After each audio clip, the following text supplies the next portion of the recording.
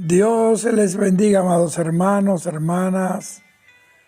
Que el Cristo de la gloria bendiga vuestras almas. Les habla su hermano y amigo José Ramírez.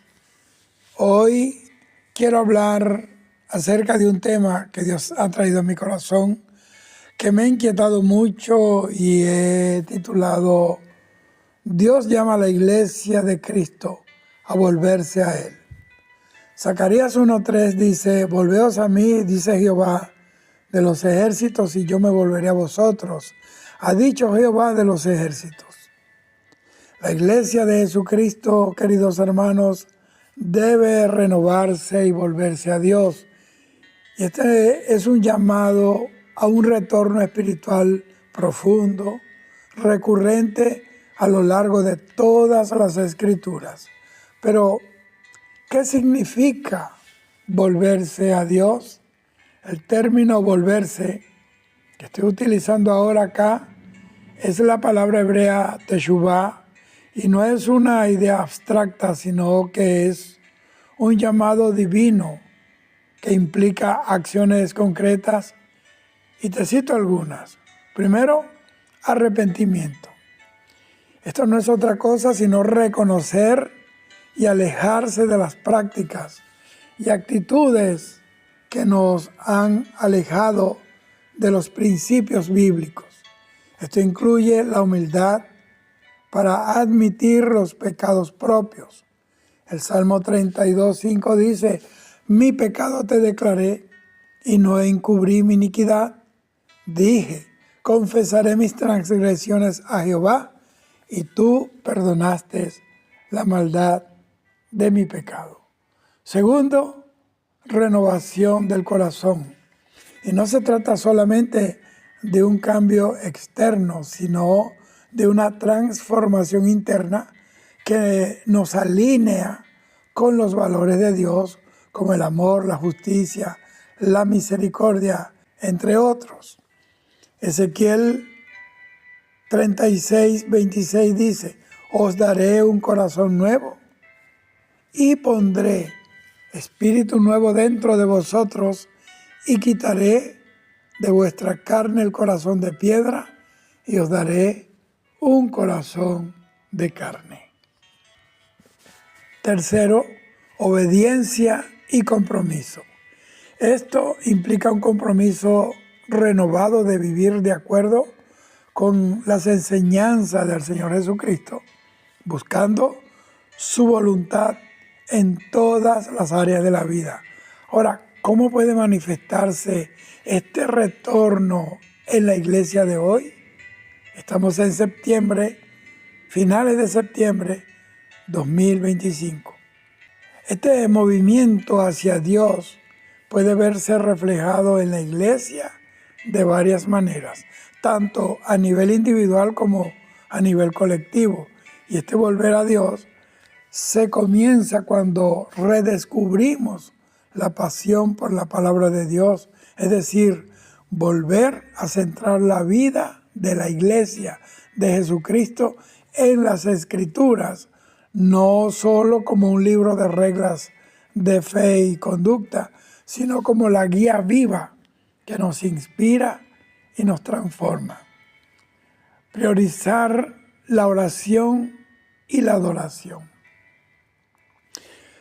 Amados, cultivar una vida de oración genuina y una adoración que honre a Dios por encima de los entretenimientos o rituales superficiales. Una persona responsable con su vida de oración y comprometida con la adoración a Dios siempre estará sumergido en el río de Dios, a tal punto que no tiene tiempo para las cosas que le roban ese valioso tesoro llamado tiempo, ese tiempo de estar en la presencia de Dios, ni tampoco le interesa las cosas pasajeras de este mundo. Cuarto, el compromiso con el servicio y la misión. Esto es recordar que la iglesia no es un edificio físico, sino el cuerpo formado por creyentes llamados a servir a los necesitados y a compartir ese mensaje del Evangelio de Jesucristo con los que están perdidos, con el mundo. Quinto, fomentar la unidad. Esto es, dejar de lado las divisiones internas y las diferencias denominacionales que han sido un obstáculo para que la Iglesia se una en el amor de Cristo, reconociendo que todos somos parte del cuerpo de Cristo. El llamado a que la Iglesia de Jesucristo se vuelva a Dios es una invitación a un reavivamiento espiritual que comienza en el corazón de cada creyente. Esto es como especie de un viaje de redescubrimiento y renovación que nos acerca más a la visión que Dios tiene para su pueblo. Pero lamentablemente hoy se está predicando un evangelio que nos lleva al cielo y que no revela la voluntad de Dios, porque el evangelio ha sido alterado, se han prohibido temas que son vitales para que los creyentes vivan en el temor reverente a Dios y estén siempre preparados para volar en el arrebatamiento cuando suene la final trompeta. El evangelio de hoy ha sido diluido o malentendido porque ha sido mal enseñado y por lo tanto pues no transmite el mensaje original de salvación que predicaron Jesucristo y sus apóstoles y que hoy hombres y mujeres comprometidos con la palabra de Dios, con la sana doctrina, que quieren cumplir plenamente la gran comisión, están predicando y enseñando la palabra como está escrita. Desde una perspectiva cristiana, el Evangelio se refiere a una buena noticia sobre Jesucristo, su vida, su muerte, su resurrección y la salvación que Él ofrece a la humanidad. Un evangelio que se desvía de este mensaje central es ineficaz para alcanzar la salvación. Es un evangelio que no salva, que no redarguye, que no compunge corazones, que no hace que los hombres sientan la necesidad de buscar a Dios y sientan el peso del pecado que han cometido contra Dios. Entonces yo puedo citar varios tipos de evangelio que no son el evangelio original de Jesucristo. Y precisamente esos evangelios son los que están predicándose hoy en el mundo a través de los medios de comunicación, a través de la radio, la televisión, de las redes sociales. Primero, quiero citar el evangelio de la prosperidad. Este evangelio, óigame bien, sugiere que la salvación está ligada a la riqueza material, a la salud perfecta o al éxito terrenal. Este evangelio se desvía evidentemente de las enseñanzas de Jesús, que enfatizaba la fe, la humildad en el espíritu y el desapego de la riqueza de este mundo. Y obviamente que Dios es un Dios que prospera, pero la prosperidad material no debe ser la fuerza motivacional de los creyentes y mucho menos de los ministros del Evangelio. Segundo, está el Evangelio de las obras. Este Evangelio está basado en la creencia de que la salvación se logra a través de las buenas obras, del cumplimiento de rituales o de la adhesión estricta a un conjunto de reglas. La doctrina de la gracia sostiene que la salvación es un regalo inmerecido de Dios recibido por la fe en Jesucristo y no por el mérito humano. Tercero, tenemos el evangelio social o político. Este evangelio prioriza la justicia social, el activismo político o la reforma del sistema sobre la transformación espiritual individual. Obviamente que la fe debe manifestarse a través de acción y el amor al prójimo. Pero tengo que aclarar que un evangelio centrado únicamente en lo social o en lo político deja de lado la necesidad del arrepentimiento y la relación personal con Dios.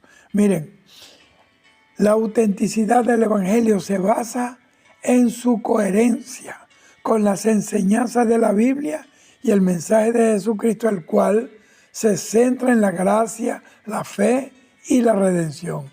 Entonces, un evangelio que nos lleva al cielo es cualquier versión que tergiversa o que ignora estos puntos fundamentales. Jeremías 6:16 dice: paraos en los caminos y preguntad por la senda antigua. Este versículo es una de las frases más conocidas del profeta Jeremías y se encuentra en un contexto de gran angustia para el pueblo de Judá. Y Dios, a través de Jeremías, les advierte sobre el juicio inminente debido a su idolatría, a su infidelidad, pero al mismo tiempo les ofrece la misericordia de Dios manifestada, una oportunidad para el arrepentimiento y la restauración, porque Dios no quiere que nadie perezca, sino que todos procedan al arrepentimiento. Por eso debo ir brevemente al contexto histórico y la profecía de Jeremías. El libro de Jeremías fue escrito antes del exilio babilónico, eso fue en el siglo VI antes de Cristo. El reino de Judá estaba en una situación muy precaria. Los asirios ya habían conquistado el reino del norte, es decir, a Israel, y ahora los babilonios se encontraban como una amenaza para el reino del sur. En este escenario, el pueblo de Dios había abandonado los mandamientos de Dios y se habían entregado a la adoración de ídolos y a la injusticia social. Es increíble un pueblo que conocía a Dios, que Dios los guiaba, con esa experiencia del Mar Rojo, la experiencia de los 40 años de sustento divino en el desierto. Y mire cómo una y otra vez se volvían a los ídolos, traicionaban al Dios que los había sacado con brazo poderoso. Jeremías es conocido como el profeta llorón. ¿Por qué? Porque su mensaje está lleno de dolor, de tristeza y de lamento por causa de la desobediencia de su pueblo. El capítulo 6, donde se encuentra este versículo, es una vívida descripción de la destrucción que vendrá. Ahora, sin embargo, en medio de esta advertencia, Dios ofrece un camino de escape. Este versículo de Jeremías 6:16 contiene dos acciones poderosas. Dice: paraos en los caminos y preguntad.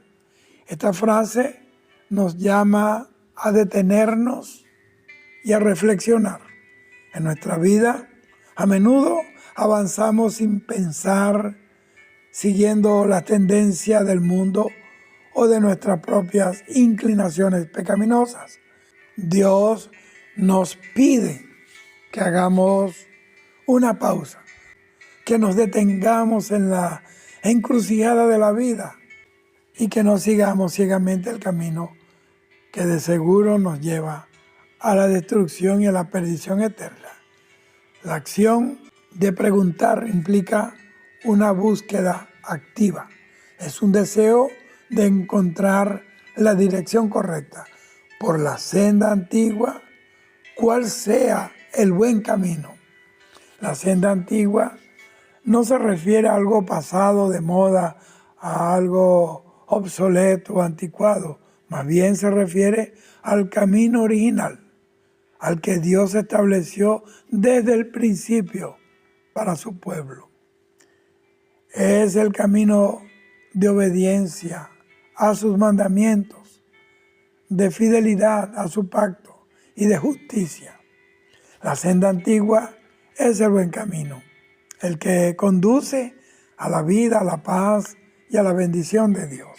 La promesa que sigue a este versículo es una promesa contundente. Dice, y andad por él, y hallaréis descanso para vuestra alma. Aquí la paz o descanso no se refiere a una ausencia de problemas, de dificultades, sino a la paz profunda que solo se encuentra en una relación correcta con Dios. Este versículo tiene un mensaje atemporal para nosotros hoy. ¿Por qué? Porque nos invita a, primero, a detenernos y a evaluar nuestra dirección.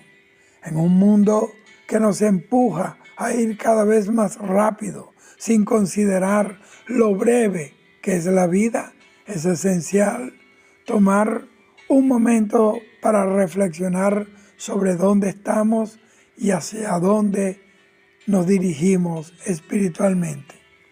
Segundo, a buscar sabiduría de Dios. La senda antigua es la palabra de Dios. En un mundo lleno de voces, de filosofías contradictorias, debemos, queridos hermanos, recurrir a la Biblia para encontrar la verdad y la dirección. La palabra de Dios es nuestra guía confiable. La Biblia dice que lámpara es a nuestros pies su palabra y lumbrera a nuestro camino. Dice, tu palabra es verdad. Tercero, caminar en obediencia. ¿Por qué? Porque no basta con saber cuál es el buen camino, debemos andar por él. No es solamente oír la voz de Dios, sino obedecer a la voz de Dios. El descanso para nuestra alma se encuentra, queridos hermanos, en la obediencia activa a la voluntad de Dios. En resumen, Jeremías 6:16 es una invitación a la reflexión, a la acción. Nos llama a dejar de seguir los caminos del mundo y a buscar con diligencia el camino original de Dios. El camino se llama Jesús, que es el único que nos puede dar verdadera paz y descanso. ¿Por qué me he tomado este tiempo para hablarles de este tema? Pues porque pronto será tarde para muchos creyentes que viven vidas descuidadas espiritualmente. Dios, a lo largo de las Escrituras, nos advierte sobre la urgencia y la seriedad de estar siempre preparados. Esto implica que hay un tiempo limitado para tomar decisiones o acciones importantes, y si uno no se da cuenta, las consecuencias serán graves y serán irreversibles. La Biblia nos advierte de las consecuencias de vivir negligentemente, especialmente en el contexto de la fe y de la salvación. Hay unos pasajes bíblicos que nos hablan de este tema, primero como la parábola de las 10 vírgenes, Mateo 25, 1 al 13. Esta es una de las parábolas más directas que habla sobre estar preparados para la venida del Señor. Habían 10 vírgenes que estaban esperando al novio, pero solo 5 de ellas son prudentes y llevan aceite extra para sus lámparas. Cuando el novio tarda en llegar y se quedan sin aceite, entonces las vírgenes necias, fatuas, salen a buscar más. Al final llegan tarde y la puerta es cerrada. La parábola concluye con esta advertencia: manténganse despiertos porque no saben ni el día ni la hora en que el Señor vendrá. El título de este tema encaja perfectamente con el destino de las vírgenes necias. Segundo, tenemos la parábola del siervo fiel y el siervo malo. Mateo 24, 45 al 51. En esta parábola Jesús, él compara a un siervo fiel que cumple con los deberes a la espera del regreso de su amo, con un siervo malo que descuida sus responsabilidades porque él cree que su amo tardará. El siervo malo, al ser sorprendido por el regreso inesperado de su amo, es castigado. Entonces, el mensaje es claro. Debemos estar siempre listos para el regreso del Señor. No importa cuándo ocurra o cuánto tarde. Tenemos que estar preparados, porque en cualquier momento nos sorprende la final trompeta. Tercero, el ladrón en la noche, del que habla Pablo en primera de Tesalonicenses 5:2. Aquí Pablo usa la metáfora de un ladrón que llega en la noche para ilustrar el regreso de Cristo. Nadie sabe el momento exacto en que el Señor vendrá. Por lo tanto, el creyente no debe vivir de forma descuidada, como si no hubiera un juicio final. Pablo insta a los creyentes, a ti y a mí, a estar sobrios y despiertos en su fe. Entonces, esta frase nos invita a reflexionar sobre nuestra vida espiritual. Y la pregunta que debemos hacernos son, ¿estamos viviendo de manera atenta y consciente de nuestra fe? ¿O estamos actuando de forma despreocupada, creyendo que el tiempo y las oportunidades para crecer y prepararnos son infinitos? Mis hermanos, la lección principal de estos pasajes es que la fe no es un asunto que se puede posponer. La preparación es un proceso continuo que requiere diligencia, oración, ayunos, temor de Dios, estudio de la palabra y sobre todo obediencia a la voluntad de Dios. No se trata de vivir con miedo, con terror, sino de vivir con la certeza de que el tiempo es un regalo de Dios y que cada día es una oportunidad para fortalecer nuestra relación con Dios, para acercarnos más a Él, para vivir más su presencia. Hoy es el día, querido hermano, de revisar tu vida y de volverte a la búsqueda de Dios con todo tu corazón como principal objetivo de vida.